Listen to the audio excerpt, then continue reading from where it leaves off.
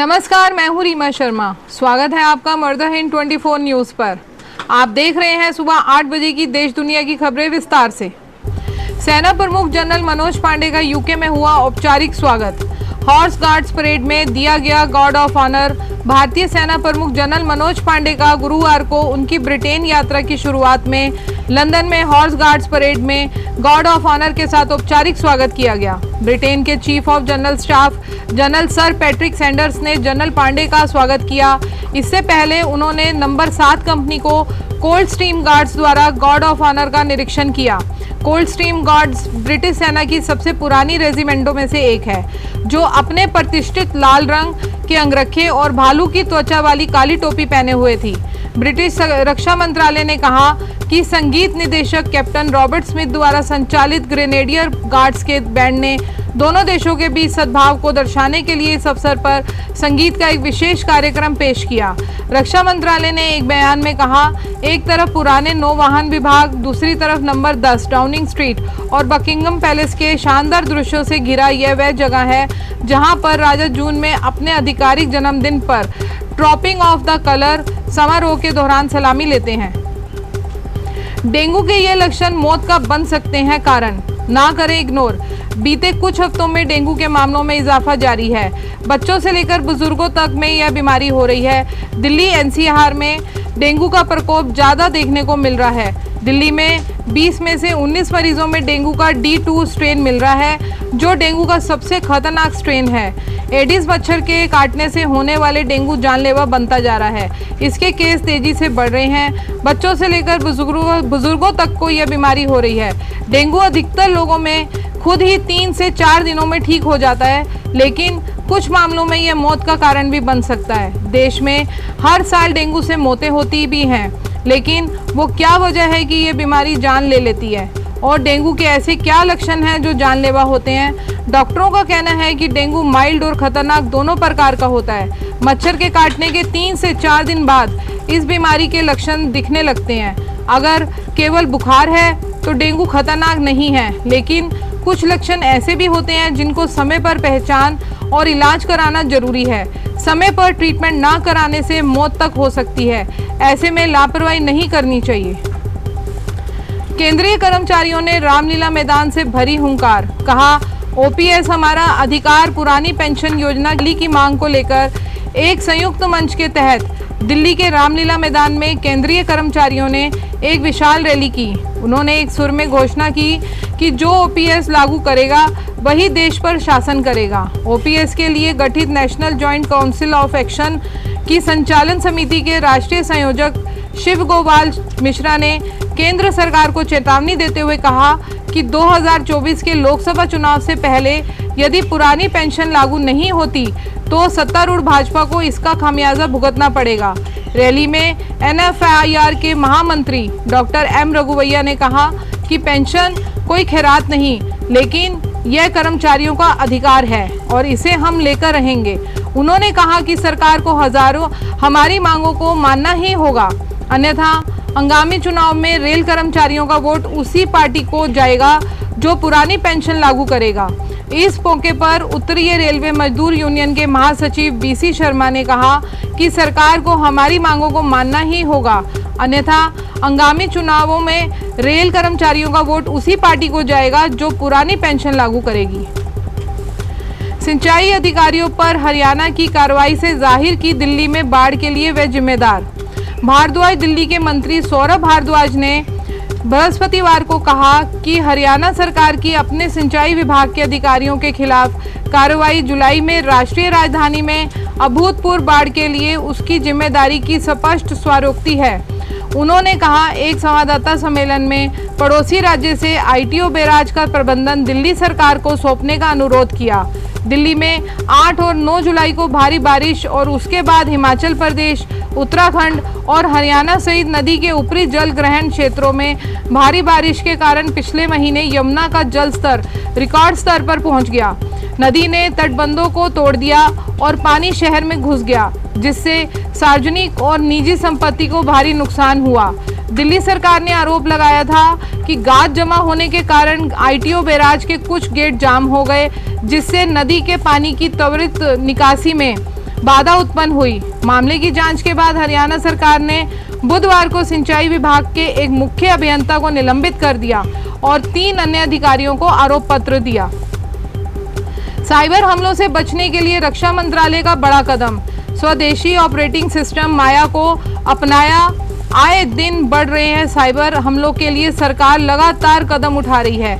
अभी इसी कड़ी में रक्षा मंत्रालय ने अपने सभी कंप्यूटरों के लिए माइक्रोसॉफ्ट ओएस की जगह माया ऑपरेटिंग सिस्टम में बदलाव की घोषणा की। माया को ओपन सोर्स उबंटू प्लेटफॉर्म पर विकसित किया गया। इसका उद्देश्य साइबर और मेलवेयर हमलों के खिलाफ सुरक्षा बढ़ाना है। दरअसल पिछले कुछ समय से डिफेंस सिस्टम पर साइबर हमलों का खतरा बढ़ता जा रहा है। इसी से जुड़े हुए कुछ मामले सामने भी आए हैं। इन्हें सबको देखते हुए रक्षा मंत्रालय ने यह कदम उठाया है। मीडिया रिपोर्ट्स के मुताबिक इसे लेकर एक अधिकारी ने कहा कि माया का एक यूजर फ्रेंडली इंटरफेस और वर्किंग काफ़ी हद तक विंडोज से मिलती जुलती है। इसकी मदद से यूजर्स आसानी से फंक्शन कर सकते हैं। इसलिए प्राइमरी फोकस साउथ ब्लॉक्स में सभी इंटरनेट से जुड़े कंप्यूटरों पर माया को स्थापित करने पर होगा, जिसकी समय सीमा 15 अगस्त से पहले निर्धारित की गई है। दिल्ली के रेलवे स्टेशनों पर 12 से 15 अगस्त तक पार्सल की बुकिंग बंद, 15 को उड़ानें रहेंगी प्रभावित। स्वतंत्रता दिवस को ध्यान में रखते हुए रेलवे ने पार्सल सुविधा पर अस्थायी रूप से रोक लगा दी है। 12 से 15 अगस्त तक दिल्ली के स्टेशनों पर पार्सल की बुकिंग नहीं होगी। इसी तरह एयरपोर्ट पर 15 अगस्त की सुबह और शाम को कुछ घंटों के लिए गैर निर्धारित उड़ानों को ना तो उतरने की इजाज़त मिलेगी, ना ही उड़ान भरने की। रेलवे प्रशासन ने नई दिल्ली, दिल्ली जंक्शन, हजरत निजामुद्दीन, आनंद विहार टर्मिनल, सराय रोहिला और आदर्श नगर रेलवे स्टेशन के लिए रजिस्टर्ड न्यूज़पेपर व किताबों को छोड़कर सभी प्रकार के पार्सल पैकेटों की बुकिंग व लीज्ड SLR, HC व VPS पर 12 से 15 अगस्त तक अस्थायी रूप से रोक लगाई है। यात्री अपना सामान कोच में ले जा सकते हैं, उनका सामान पार्सल में बुक नहीं होगा। वहीं स्वतंत्रता दिवस के मौके पर एयरपोर्ट से निर्धारित उड़ानों की आवाजाही पर कोई प्रभाव नहीं पड़ेगा, लेकिन सुबह 6 से 10 बजे तक और शाम 4 से 7 बजे तक विमानन कंपनियों की गैर निर्धारित उड़ानों और विशेष चार्टर्ड उड़ानों को उतरने व उड़ान भरने की इजाज़त नहीं दी जाएगी। दिल्ली बॉर्डर पर 450 करोड़ की लागत से बन रहा मॉडर्न रेलवे स्टेशन कई शहरों के यात्रियों को मिलेगी राहत। दिल्ली बॉर्डर पर बसे गाजियाबाद रेलवे स्टेशन को डेवलप किया जा रहा है। डेवलपमेंट का काम 2 वर्षों में पूरा हो जाएगा। इस स्टेशन आसपास के 4 शहरों के यात्रियों को सुविधा हो जाएगी। इसके अलावा दिल्ली के स्टेशनों में यात्रियों का दबाव कम हो जाएगा, क्योंकि यात्री दिल्ली की बजाय इसी स्टेशन से ट्रेन पकड़ेंगे। रेल मंत्रालय देश भर के 500 से अधिक रेलवे स्टेशनों को आधुनिक सुविधाओं से लैस बनाने जा रहा है। इनमें से तमाम स्टेशनों का डेवलपमेंट का काम 2 वर्षों में पूरा हो जाएगा। इनके बाद इन स्टेशनों से ट्रेन पकड़ने वाले यात्रियों का आवागमन आसान हो जाएगा। इसी तरह एक स्टेशन दिल्ली बॉर्डर पर डेवलप किया जा रहा है। इस स्टेशन के तैयार होने से दोहरा लाभ होगा। पहला, इस स्टेशन के आसपास 4 शहरों के यात्रियों को सुविधा हो जाएगी। इसके अलावा दिल्ली के स्टेशनों में यात्रियों का दबाव कम हो जाएगा, क्योंकि यात्री दिल्ली के बजाय इसी स्टेशन से ट्रेन पकड़ेंगे। दिल्ली के लाल किला, राजघाट समेत कई इलाकों में धारा 144 लागू, कई कामों पर होगा प्रतिबंध। दिल्ली पुलिस ने अपने आधिकारिक ट्विटर हैंडल से बुधवार देर रात एक ट्वीट कर यह जानकारी दी कि राजघाट, ITO और लाल किले जैसे इलाकों के आसपास दंड प्रक्रिया संहिता की धारा 144 के तहत निषेधाज्ञा लागू कर दी गई है। दिल्ली पुलिस ने यह कदम स्वतंत्रता दिवस के मद्देनजर उठाया है। ऐसे में दिल्ली के इन इलाकों में धारा 144 के तहत आने वाले सभी नियमों का पालन किया जाना है। हालांकि पुलिस ने यह जानकारी नहीं दी है यह निषेधाज्ञा कब तक लागू रहेगी। दिल्ली पुलिस के सेंट्रल जिला DCP ने ट्वीट कर लिखा, स्वतंत्रता दिवस समारोह के मद्देनजर राजघाट, ITO, लाल किले के आसपास के इलाकों में दंड प्रक्रिया संहिता की धारा 144 लागू कर दी गई। इन इलाकों में लोगों के एकत्रित होने की अनुमति नहीं है। बता दें कि ऐसे में इन क्षेत्रों में किसी भी प्रकार की सभा की अनुमति नहीं है। ऐसा करते हुए पाए जाने पर पुलिस की तरफ से कार्रवाई की जाएगी। मथुरा में श्री कृष्ण जन्मभूमि के पास गरजा बुलडोजर, रेलवे जमीन पर बसी थी अवैध मुस्लिम बस्ती। मथुरा में श्री कृष्ण जन्मभूमि के पास गरजा बुलडोजर, रेलवे जमीन पर बसी थी अवैध मुस्लिम बस्ती। मथुरा में सरकारी जमीन से हटाया गया अतिक्रमण। श्री कृष्ण जन्मभूमि के पास सरकारी जमीन पर बसी अवैध बस्ती को मथुरा प्रशासन एवं रेलवे ने ध्वस्त करा दिया। इसमें मुस्लिम समुदाय के लोगों ने अतिक्रमण कर रखा था। रेलवे ने जून में जमीनी छोड़ने के नोटिस जारी किए थे। इसके बाद भी रेलवे की जमीन से अवैध अतिक्रमण नहीं हटाए गए तो प्रशासन ने भारी पुलिस बल की मौजूदगी में बुलडोजर चलवा दिया। अफसरों के मुताबिक मथुरा में श्री कृष्ण जन्मभूमि के पास रेलवे की जमीन पर मुस्लिम बहुल अवैध बस्ती बस गई थी। अमरनाथ स्कूल से श्री कृष्ण जन्मभूमि 150 से अधिक पक्के मकान सरकारी जमीन पर अनाधिकृत तरीके से बना लिए गए थे।